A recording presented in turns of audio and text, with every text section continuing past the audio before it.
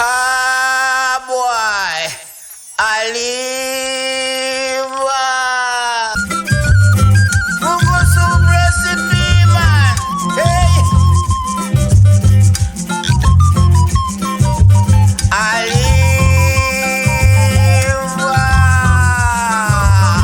Hey, sir. Mama tell me say no sell the gungo peas. Mama tell me say we shell the gungo peas. Want salt beef, don't put with it. Some fresh meat, don't put with it. Some cow skin, don't put with it. Some chicken foot, don't put with it. Gungo soup now, she want to drink. Some soup now, she want to drink.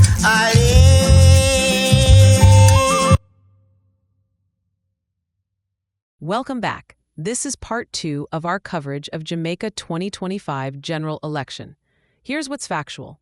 JLP, led by Andrew Holness, has secured a third straight term with 34 to 35 out of 63 seats, while the PNP, with Mark Golding, has captured 28 to 29.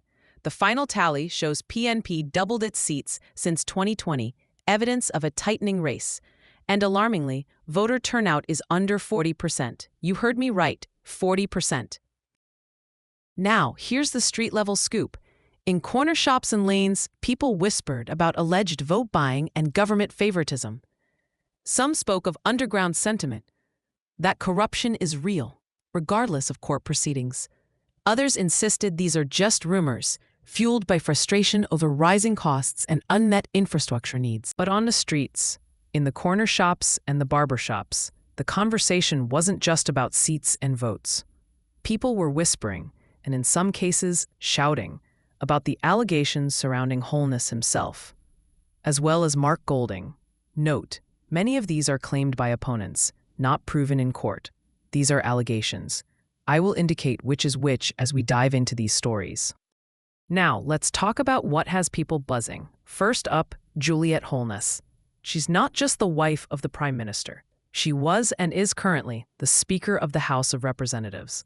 Critics say this raises serious questions about independence and impartiality in Parliament.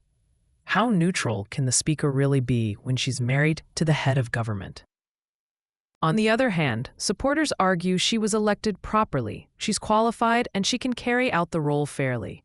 But here's the thing, on the streets, the reaction hasn't been so calm. Many Jamaicans feel uneasy, even outraged, about what they see as too much power being concentrated in one family. The big question people are asking now is, will Juliet Holness continue in this position? And what does it mean for Jamaica's democracy going forward?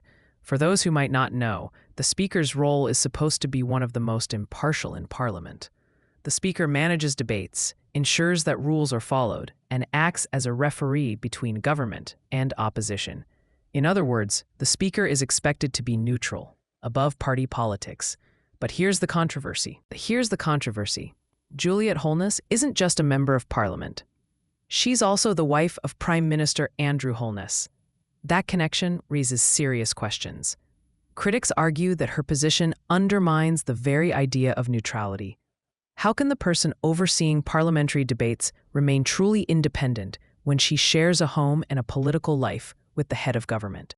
Supporters, however, counter that Juliet Holness was properly elected to the role by Parliament, just like any other speaker. They insist she's capable, qualified, and should be judged by her performance. So the big question remains, will Juliet Holness continue in this position, and if she does, how will it affect the public's trust in Parliament? Now let's move to another hot-button issue, the Director of Public Prosecutions, Paula Llewellyn. The government extended her retirement age, effectively keeping her in office longer. Critics say this was political manipulation, designed to keep someone favorable in place. They argue it weakens the independence of the justice system. Supporters argue it was necessary for continuity and stability, especially in the middle of major corruption cases. But in the streets, the reaction is sharper. People say it's same old politics, where rules get bent to suit those in power. The vibe is that justice should never look like it's being customized for convenience.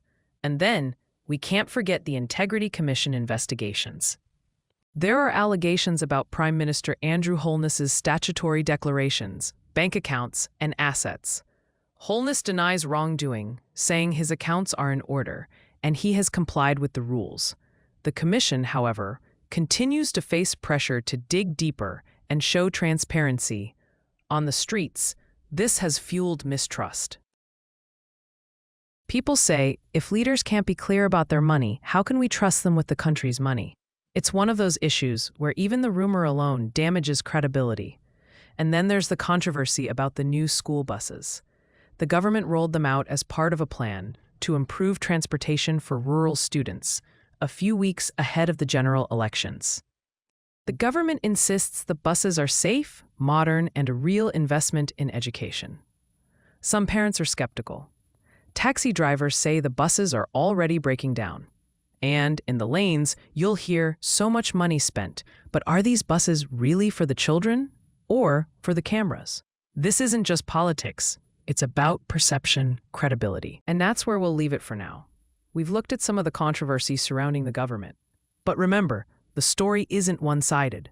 On the Island Observer, we'll also be digging deeper into the opposition, the critiques, the allegations, and of course, the facts that surround Mark Golding and the PNP. Balance is key, and you'll get it right here. Thanks for joining us today.